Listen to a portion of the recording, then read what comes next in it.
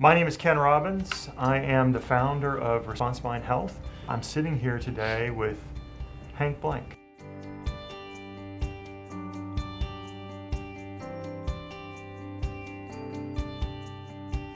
How do you run an agency review? Okay, so let me start with my philosophy. I believe the clients are the stewards of the brand, right? And the way that I was trained, when I worked at JWT, you got to be on a nice piece of business, right? And I remember my boss would come in, sit there and say, basically this. There could be somebody else sitting in that chair that's just as smart as you. You're gonna get your 2 years working on this piece of business. Don't screw it up, And it's the same thing if you're a client and you worked on a brand, those brands were brands that are around for 100 years, right? Or, right. Big national brand. So if you're a hospital, that brand is an important component of the community. It really does some important things, saves lives, Yes. makes people better. So when you're gonna do a review process, I believe you have to put a lot of due diligence in it. It's not like assigning a junior person to go do a Google search. The principal has to be involved, the head marketing person needs to definitely be involved and to drive it. And so if you're a steward of the brand, I think you need to do a really robust effort. Let's start with the RFP.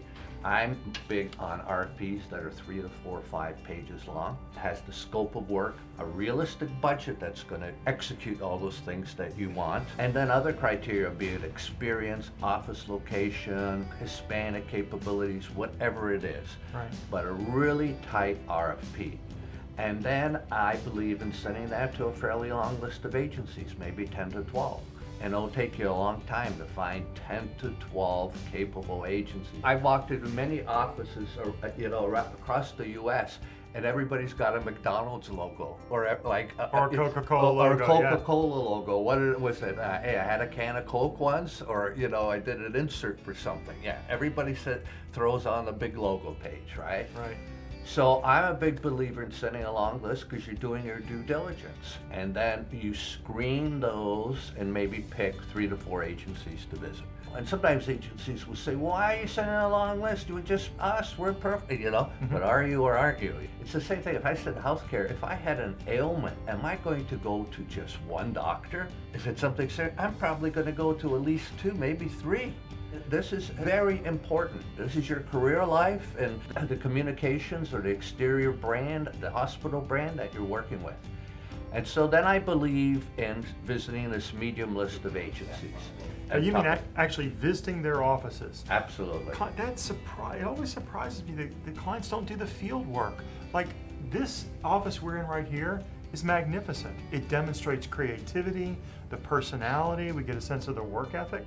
You have to visit the agencies. I smirked again because I once heard of an agency that really only had a few employees but hired people that day to fill out the rest of the agency. Wow. I think you have to definitely visit them because that's when you get chemistry, right? I'm a big believer in agencies standing up and presenting. New business has got nothing to do with advertising. New business is a theater, it's stage. It's a play. Many of the ideas won't go very far, but they'll be creative enough to entice the clients that they know that agency is capable of creating a type of product. You walk into a room, you meet with them, what's on the walls? How much effort have they taken, right? And that's when they can cover their experience, you'll get the chemistry and then the work ethic. And this is a big part of the pitch, has to be an expert at reading the client.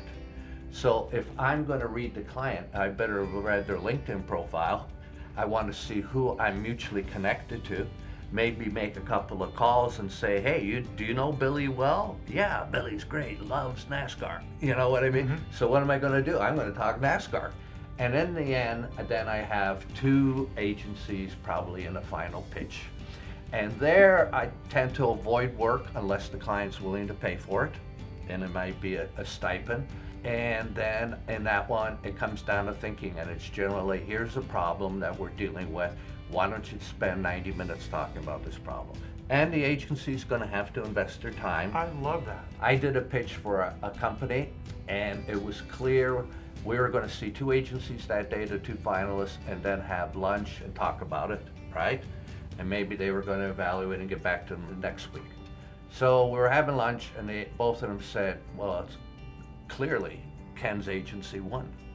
I said, why don't we go up now to Ken's agency and tell them? And they were flabbergasted. Nobody had ever done that before. And they were shocked within the agency. So do you think that they would give them a higher level of service? Inspiring. That's going to make the agency feel, and that whole staff feel like $1 million. And that's what Absolutely. they're going to get up the next morning, energized, wanting to jump on that work. Even if it was a hospital, the client, go to the agency, even if you have to have a committee decision making and it's the following week, come with your team to the agency, bring them all your tchotchkes, bring them your mugs if you have them, and your pens, and if you have t-shirts, and just get them indoctrinated. If it was a hospital, give them a tour. To keep people, a tour, meet people, get really involved in the business. That's the chemistry component.